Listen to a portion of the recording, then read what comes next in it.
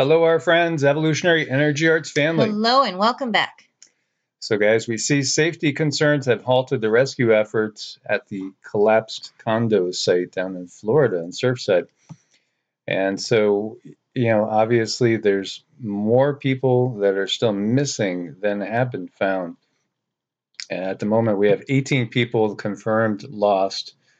I should say dead, because since we have 145 still missing, I hate using that word, I though. know. I try to avoid it, honestly. I don't know if you guys have ever noticed that as one door opens, another closes. And, I've been going through a lot of Egyptian mythology lately and just delving deep into that.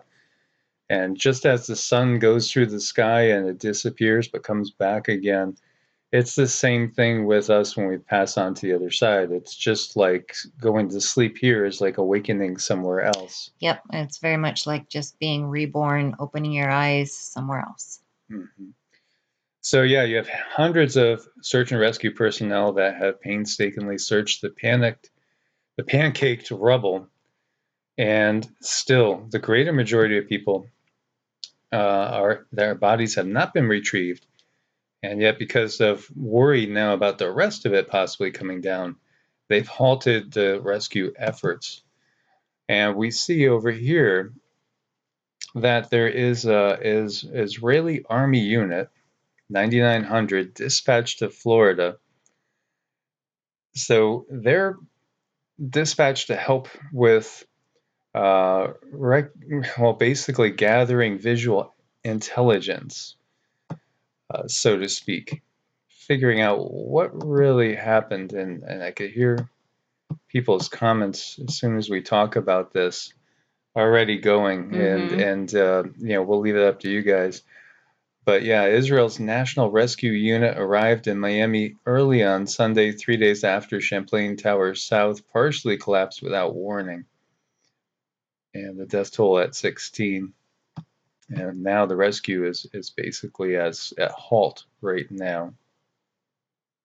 So they're creating a 3D map of the collapse to show, I guess, how they feel it came down and why it came down. Yeah, so I think if we pour our hearts into the people who have lost, then somehow, I don't know, something tells me the truth will come out. I feel that, but our hearts need to be with these people who have lost first. Yeah, so let's send our light love and best intentions for the family, the individuals that have lost their physical life here on this plane of existence. And it's often the case that it's the families that have it harder than the loved ones in many cases. And somebody else had brought up about when something happens as shockingly fast as this, it can cause confusion for the person that's gone through this and not understand exactly what happened. That is something that does definitely happen.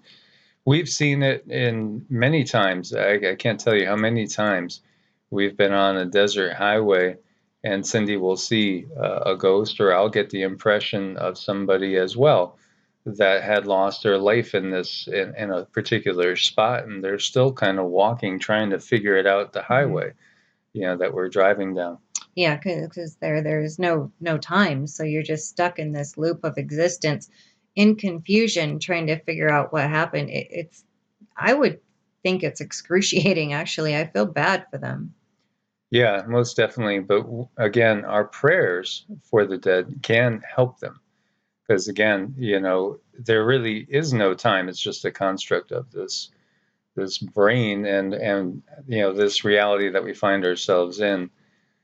So we see county orders inspection of Marina City Club towers in Marina del Rey after the tragic Florida condo collapse. This will probably trigger a lot of people looking a little bit closer at some buildings that maybe have some issues or potential issues. You see one resident here saying that I'm scared to death. I'm really scared to death. And this particular unit, people talk about hearing water running in the middle of the walls and spots where it shouldn't be, and signs of, issues.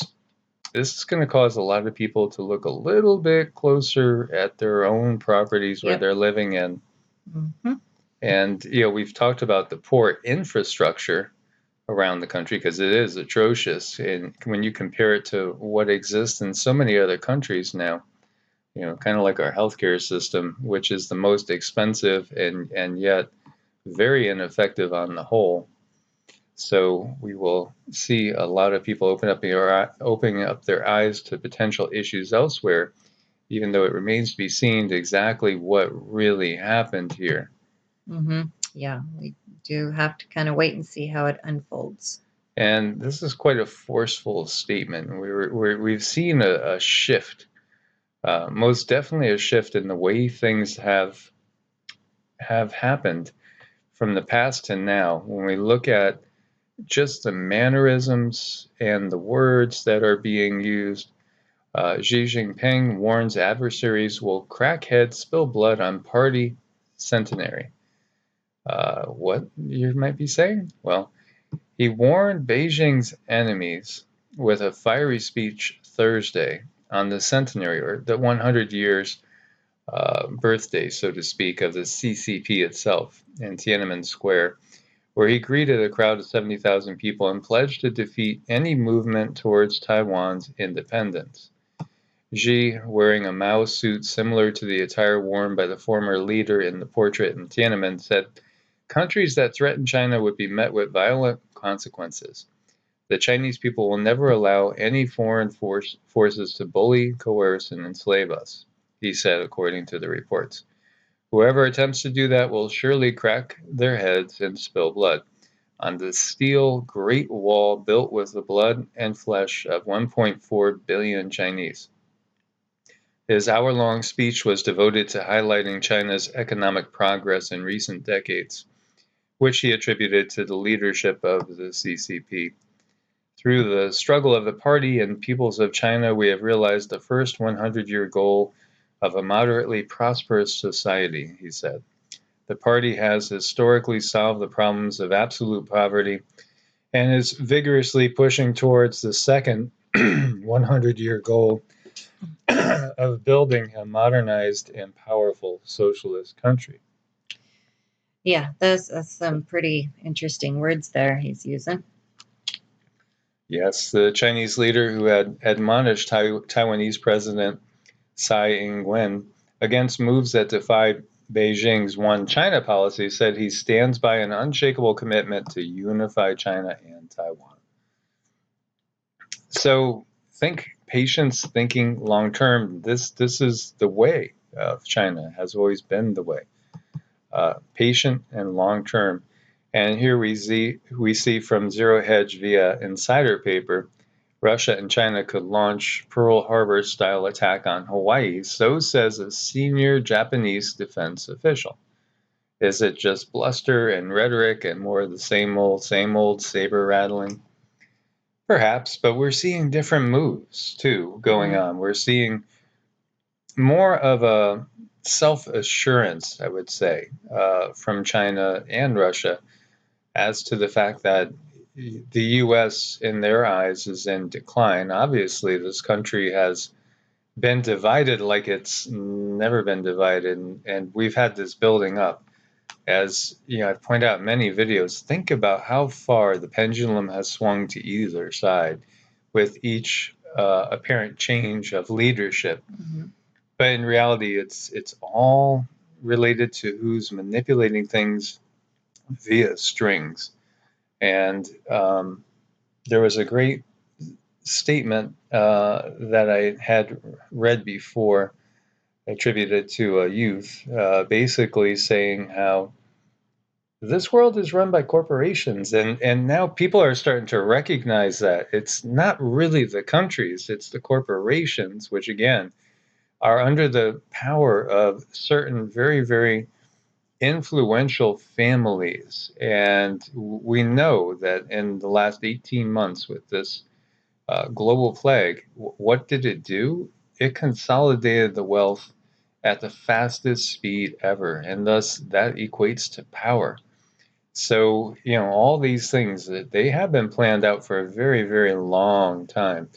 And then we, get these statements And, this is Japan's deputy, Yasuhide Nakayama, telling the Hudson Institute this week via the Washington Examiner that 70 years ago we attacked Pearl Harbor. But now the US and Japan are very good allies, one of the best allies over the whole world. And Russia is conducting naval drills in the Pacific this week. I don't want to remind of the attack 70 years ago, but we have to be careful of the exercising of the Russians taking place on the western side of Honolulu, Hawaii. Yeah, in the papers it was 35 miles. We've even heard somebody say 13 miles. That's pretty close. Mm-hmm. When you think about how fast the modern jets can, like an Su-24, can travel, that's nothing. It's nothing at all. And meanwhile, China is building more than 100 new missile silos in its western desert. So we have the construction of what independent experts say are more than 100 new silos for intercontinental ballistic missiles in the desert near the northwestern city of Yumen, in a building spree that could signal a major expansion of Beijing's nuclear capabilities. And they've basically said that that's what they're going to do.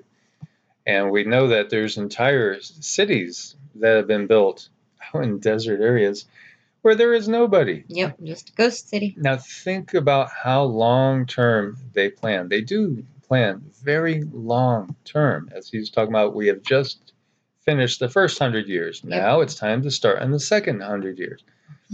They're talking about generational plans. Meanwhile, in the West here, we know how things work in our system as we've seen them put up hospitals in a matter of days. Yeah. And albeit perhaps falling apart as well, but still there's no middlemen. It's just simply an order goes out and things happen. And that's what you have with a totalitarian society, which we have apparent checks and balances here, but people are waking up to the fact that there could be a lot of people under certain payrolls that are going to still go along with a certain corporate goal or mindset or whatever is planned by these influential behind the scenes real puppet masters. Yet it still takes longer in the US to get anything done by far, still by the way that systems are in place. US and Japan hold war games amid escalating tensions between China and Taiwan. There's war games every single day, it seems, lately, isn't there? It does. It's just war games, war games, war games. Yeah. I don't know what's up with that, unless they are seriously preparing and they just want to be at their peak of service. So, I don't know. Yeah, most definitely. And, as always, as has been happening for years, there's videos circulating showing huge troop movements, huge military equipment movements. We've seen those for years.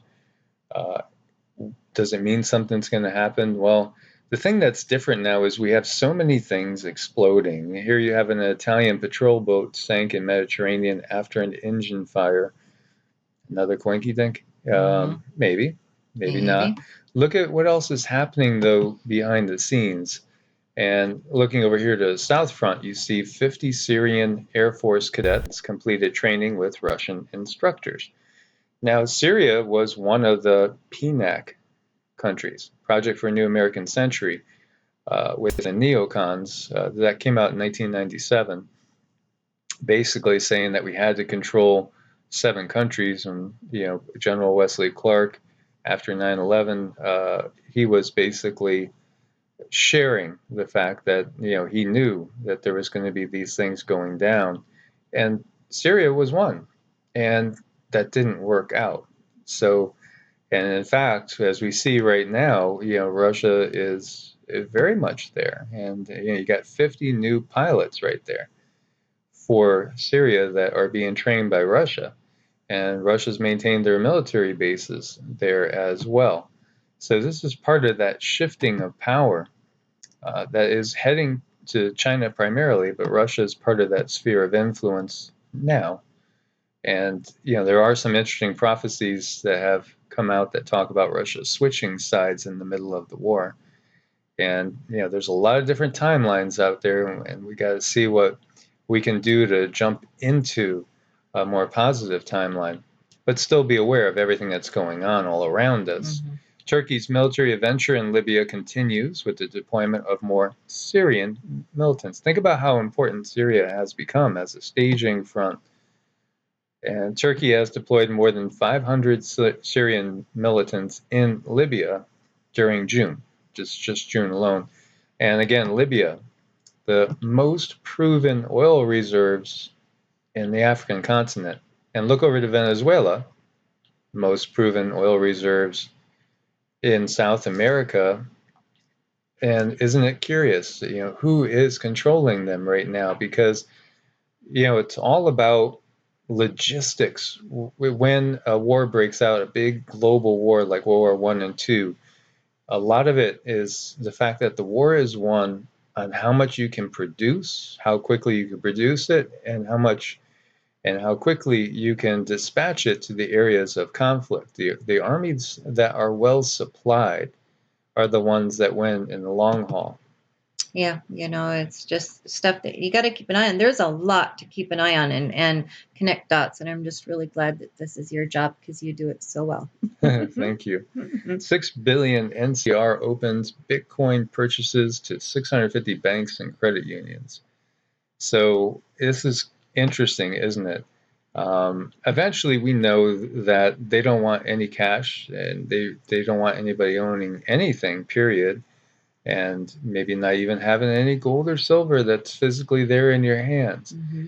Can you imagine if all you had was just basically a card or a chip somewhere on yourself, in yourself, and that was all of your worth? There was nothing else that you could barter and trade with. There was nothing else to keep you out of the system. Everything that you were going to need, want, desire, just basic living, had to go through something that was basically a digital process with no real value besides the agreed upon value. As we've talked about, silver and gold do have benefits. They do have worth. Mm-hmm. And I think, again, so often people will come up with ideas on, okay, how can we create an alternative? Because we know that the system is controlled by the select few. So there is definitely the desire to get out of the system. But then when something gets really big, it gets taken over Mm-hmm. in one way, shape, or form. And just because if we look back to the breaking up of the baby bells, or if we look into Standard Oil and we see things get split up into smaller fragments, but still the fragments are all controlled by the same people. And so this is interesting to see. 650 US banks will soon be able to offer Bitcoin purchases to an estimated 24 million total customers, part of the deal between enterprise payments giant NCR and digital assets management firm NYDIG. Community banks, including North Carolina-based First Citizens Bank, and credit unions, including Bay Federal Credit Union in California, will be able to offer their clients cryptocurrency trading through mobile applications built by payments provider. We know how big PayPal is. By the way, I just got noticed that PayPal is taking a bigger cut. So Elon, he hasn't realized enough profits in this time, or he wants to build an extra base in Mars, maybe. Yeah. But just think about PayPal and how that's changed things. It's made things so easy. They can make things easy for us, but then they could also trap us in Right. these. And once we rely on something, then boom, you're trapped. So it's always about thinking of different ways to get things done, having a back door, basically. And there's a mystery as a Bitcoin billionaire reportedly dead after drowning in sea amid fears crypto fortune could be lost forever. This is Mercier Popescu, and he drowned off the coast of Costa Rica. And so the widely reported death of the controversial investor has now sparked speculation about what will happen to his Bitcoin fortune, which is estimated to be worth more than $2 billion. So he drowned after taking an 8:30 a.m. morning swim in the resort of Playa Hermosa. which is a well-known surfing destination because of its massive waves. And he was swept away by the current, or at least the man identified as him was swept away by the current. Is he sitting somewhere in a cell in there? Who knows? Right. Who knows? Right? Interesting. He was well known for his blogging about Bitcoin and other cryptocurrencies across multiple platforms and forums, but his statements were often condemned as being fascist, racist, and sexist. Interesting, interesting, interesting. You know, the timing of all these things that we see. Mm-hmm. And jumping over and checking in on some of the earth changes and what we see going on. We have talked about the town of Lytton up in Canada where we had that record temperature, and we see the fires, flames consume homes and cars after the record temperatures, almost 50 degrees centigrade, 121.1. That's such hot temperature from Canada. And there's videos showing how fast the flames were spreading there. And then if we jump across the other side of the Arctic, we see the hell on the Road of Bones. Wildfires in Russia's Far East and Gulf Highway known worldwide for danger and extremely cold temperatures, as people have routinely died on this highway because of just how insanely cold it can get and interfere with the operation of your vehicles, and then people get stuck out there and then they find them frozen, but they won't find them frozen now because Nope. again we have record temperatures and record wildfires going on over here on the other side of the Arctic Circle. And we're talking about plasma starting like the lava fire and lightning strikes. And, you know, there was a good comment saying, you know, lightning and lava kind of go together. Well, they really do. And so does this new study say. Invisible electrical bursts can be a cue for explosive ash-heavy volcanic eruptions.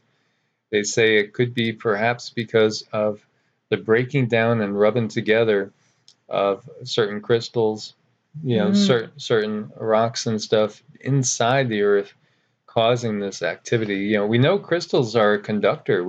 Cindy's always telling somebody when we do a session on them, grab and hold on to a crystal because we'll basically program the crystal. It'll store that. And think about it. Oh You know, yeah. think about all the chips technology we have as well.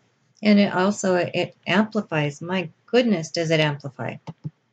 It sure does. And so we have preemptive evacuations ongoing around the Talvik volcano in the Philippines, as it's been sending off some signals that another big one can be happening. So they're evacuating people from 5 high-risk villages just in case, which is a good idea. Mm-hmm. You know, and again, when you're in these areas around the Ring of Fire, you got to be careful. I mean, you're subject to so many different things, and these times are different. Scientists unearthed 5,000-year-old plague bacteria that caused Black Death from the skull of a long-dead pandemic victim in Latvia. And this was so deadly that it perhaps killed 50% of the people in Europe. Yeah. Well, I hope they're very careful. Yeah, I know. I hope they're not just kind of flippant about it. Yeah, you know, and so this was getting me thinking, and we'll have to put together another video on, say, the plagues of Justinian, which is really curious because do you know how many UFO sightings were cited around the time when we had these massive outbreaks of plague? Oh, yeah, tons Mm-hmm. and tons and tons. So the man that they took this from was estimated to be in his 20s. He lived about 5,000 years ago. Wow. And we know that Black Death was spread by rats and fleas, estimated to have killed between 75 and 200 million people from 1347 to 1351. And so this is much, much older than that. And, you know, it's a crazy world we live in when you have scientists reviving things that shouldn't be revived in the Right. first We don't place. want to wake up certain things. And by the way, Tropical Storm Elsa, you can see the official track there. So obviously, everybody in the U.S. needs to keep an eye on this one, as well as, of course, everybody in the Caribbean. As we see, they're showing Monday that, you know, you're going to have perhaps an impact in Florida, or perhaps it goes out into the Gulf and takes a more westward approach. We're going to have to watch. These things obviously can change. The Saharan dust could be a little bit of a blessing in keeping things from escalating, but then again, with all the artificial flavoring that goes on, we often see the unexpected happen. Yes, we do. As you look at the spaghetti models, Mm-hmm. again, Florida seems to be in the bullseye, but again, that could change. So we will keep an eye on that for sure. And we had talked about a lady that said she was 120, world's oldest woman. Well, this is the world's oldest man, so they say, that we know of. Yep, that we know of. Right, 112. And he is in Puerto Rico. 112 years old. Emilio Flores Marquez. So he's going into the Guinness Book of World Records as they confirm that he is 112 years and 326 days. Mm-hmm. That is pretty wild. That's fabulous. Yep. He said, my father raised me with love, loving everyone. He always told me and my siblings to do good, share everything with others. Besides, Christ lives in me. And so pretty wild what can be accomplished. Although I'm venturing to guess if we didn't have all the artificial flavoring in this world, I think you would see a ton of people living well beyond this. Oh, for sure we would. I really believe that average age would be 120. I just do. Yeah, I agree. 120. We've seen where scientists have said that we should be able to live to be 120 under the right circumstances, but we have so much pollution, so much toxicity. If you look at the standard American diet, it's extremely sad. And when you see things like doctors telling people that have cancer, well, you might want to eat a diet of pasta and white bread. Yeah. And drink your Ensure that number one ingredients high fructose corn syrup. It's obvious why we have so many issues going on. And we just wanted to let you guys know again that we've partnered with Medicinal Foods, which 15% does go to help Evolutionary Energy Arts, EEARTS, in our work, and it is loaded with good stuff. This is basically, it's a small alternative to the mega giants that are out there. And we absolutely love that. And when it comes to waking up in this day, it really truly does start from within. It's so important what goes into our body. And this is some really good quality stuff that's going to help you feel better. It tastes great. And oh my gosh, some of those yummy bars down lower are so good. Yes, but I mean, adding like one of the best ways to start your day is with fresh juice. And then you could add things like we're seeing here, like reishi and cordyceps mushroom, chaga mushroom powder. There's so many different things in your energizing chi tonic. We like to do shakes, and shakes for a prolonged period of time. And when I'm saying shakes, I mean fresh, organic, fresh juice that we do ourselves. So I know when we shop, it looks weird to people because it's probably 70%, 75% produce. Yeah, well, I almost took a picture of our grocery cart because if you were to compare ours to everybody else in that store, we did look quite foreign. Yeah, totally foreign. When you see like, 5 bags of organic celery, and then there's 10 pounds of organic carrots, and we had the girl at the checkout say, "What's this?" Oh, yeah, she didn't know half the stuff. She didn't know what fresh ginger was. Right. Never seen fresh ginger root, which we throw a good chunk in to the shake. But starting off a day with a big shake, fresh juice, adding things like these different choices, like the chi tonic, for instance, which has so many good things into it. And instead of buying them separately, you could get the chi tonic here, and you could see it's got tons of goodness in there, tons and tons of goodness. It's wonderful for you, tastes good, can't go wrong, makes things easy. So that's why we decided, because we didn't want to really sell anything, but then we're thinking, well, so many people are asking us, well, what do you take? And da, da, da. And so it's just easier to say, well, here's somebody that we trust, Yeah, because we absolutely. know they're good people. They're about helping people through ascension. They're about changing the planet as far as the consciousness goes, and they're all about good products. So might as well. It's a win-win.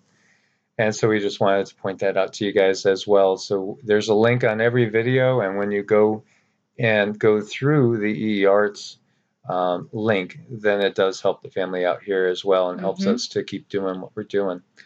So we want to thank you guys too for your support on Ko-Fi and Patreon. We really, really do appreciate it. We just cannot express our appreciation enough how supportive you guys have been. Thank you. And anybody that needs to make an appointment, it's evolutionaryenergyarts@gmail.com or EEARTS@protonmail.com. As always, guys, God bless and namaste. Namaste.